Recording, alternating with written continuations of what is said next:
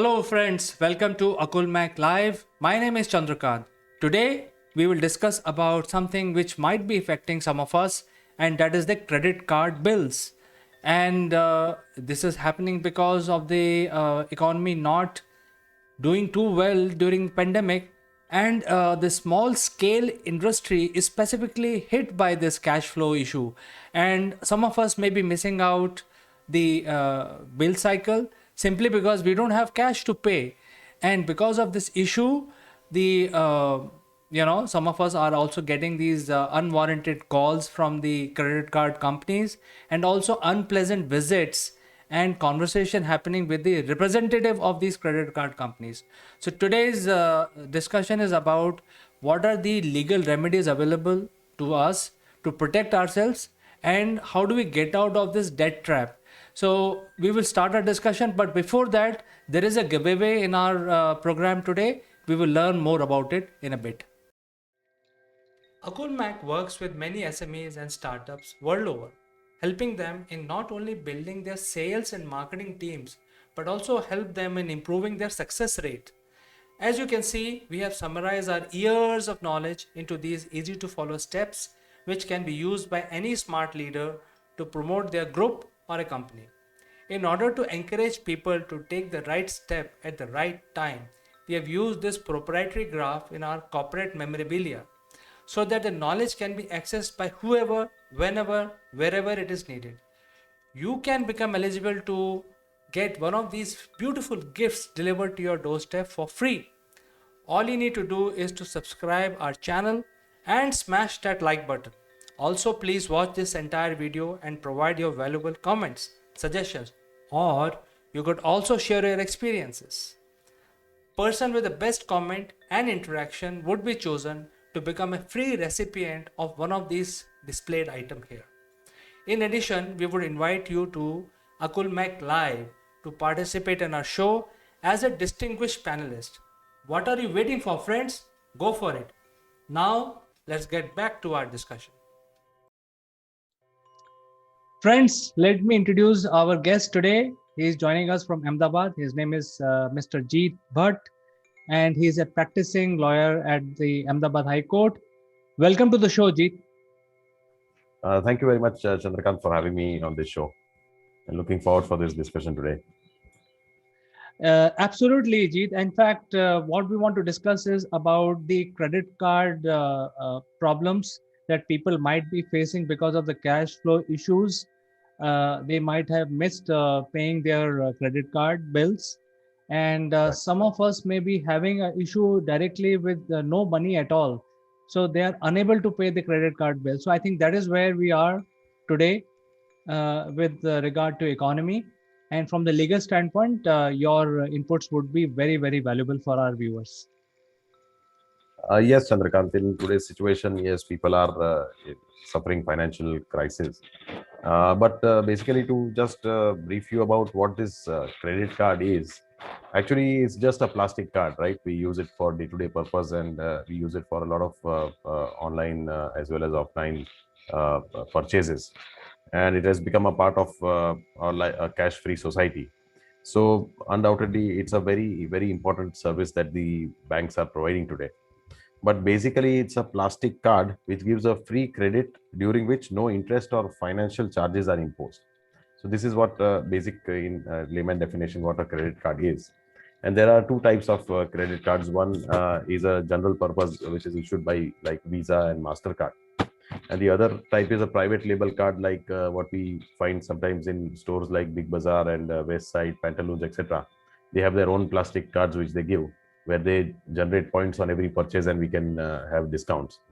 So, but what is being used is the general purpose the Visa or Mastercard, which people these days face a lot of problems. But just to give you a brief introduction, how this credit card system works is that there are five agencies involved, which otherwise we are not able to understand or see each other. Because in online transaction, you from your residence by a click of in your mobile, by putting the details of your credit card, purchase or place an order for purchase of some items from a store which is thousands of kilometers away from you. and that money, though it goes to first is received by the intermediaries like Amazon or say Flipkart or from wherever the purchase is made, and then that money is transferred to the seller who dispatches the item that you purchase to your residence and you receive it. But the agencies which are involved is first the credit card holder, then is the credit card issuer, that is the bank, then the merchant like Amazon, Flipkart, and there are further merchants from whom Amazon, Flipkart places this order and they dispatch it to you. Then there are merchant acquirers like the banks and NBFC, which agree to process this credit card transaction. And ultimately, there are credit card associations like this Visa and Mastercard, which provide for settlement service for the members, card issuers, and the merchant acquirers. So much of transaction happens which we don't realize when we just click the purchase button. But this entire things are governed by legal documents, contracts, agreements, and these are several agreements or contracts which happen between the card holder and the credit card association and all the intermediaries which are involved.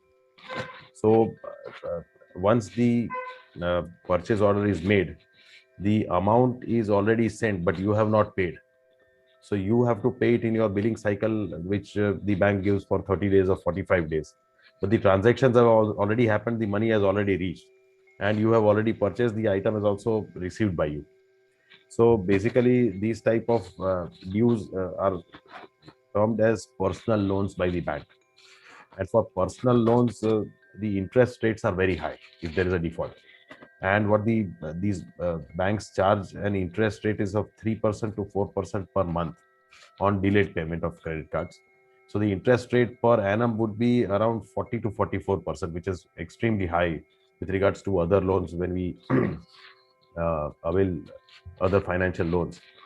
So, in fact, credit card dues should be paid first. In fact, that is what I would suggest, rather than not making payment of these, because otherwise, loan moratorium and other facilities the government have introduced in this pandemic, where they are deferring the payment of installments or EMIs, and also some benefit on interest.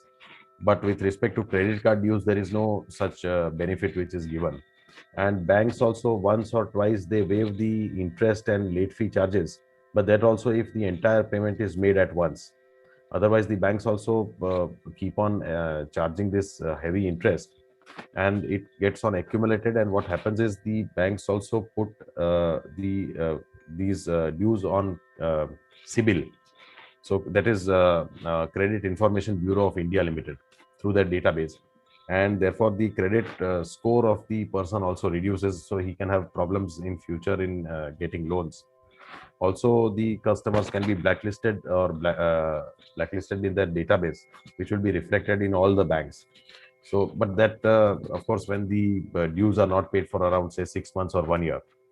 Uh, Also, with respect to how the recovery should be made by the banks, the Reserve Bank of India has issued some master circulars, which places certain obligations on the bank in order to ensure that the recovery agents do not use force or do not use any abusive language or any malpractice with regards to recovery, because recovery also has to be done in legal manner, and therefore the legal provisions are also there in favor of the bank.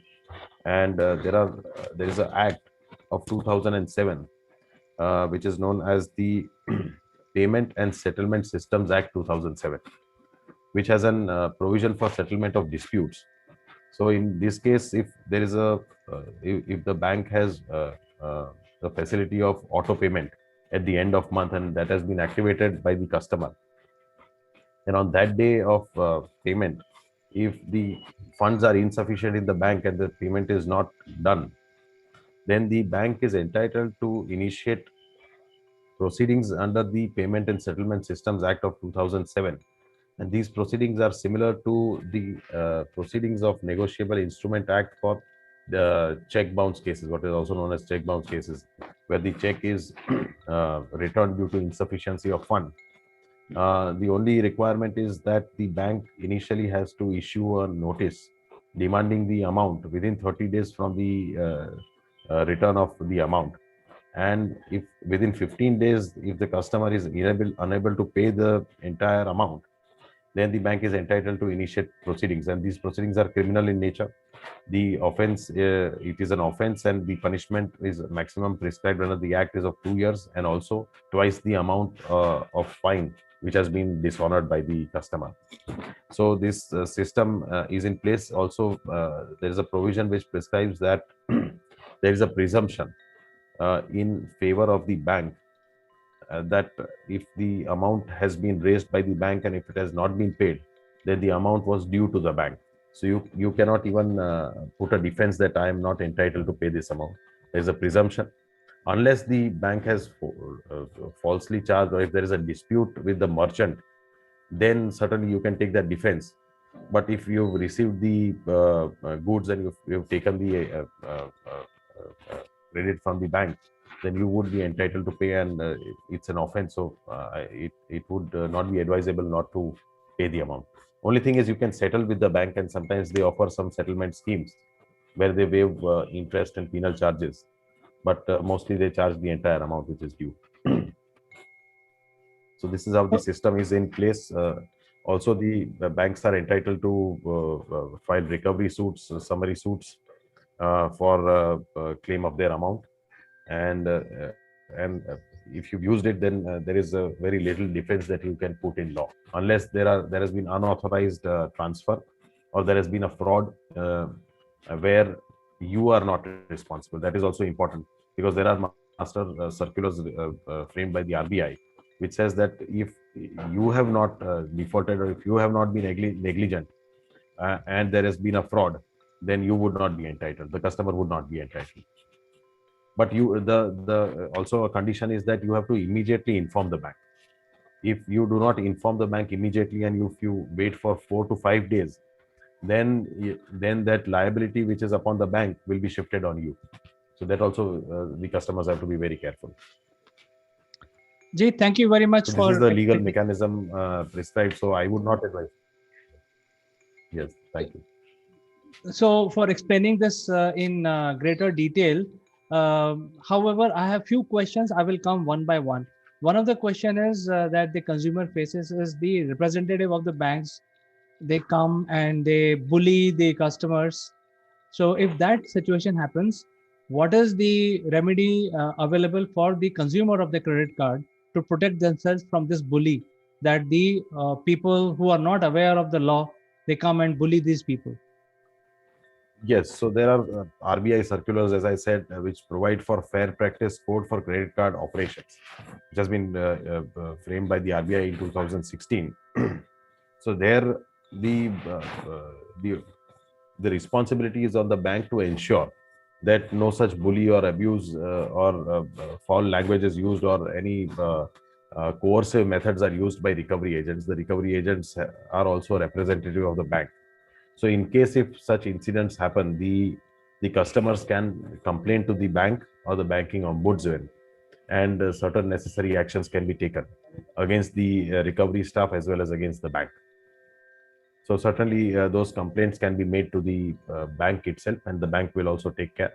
Otherwise, if the bank does not take care of the grievance, then it can be escalated to a higher authority, or also to the banking ombudsman, so which will also deal with the issue.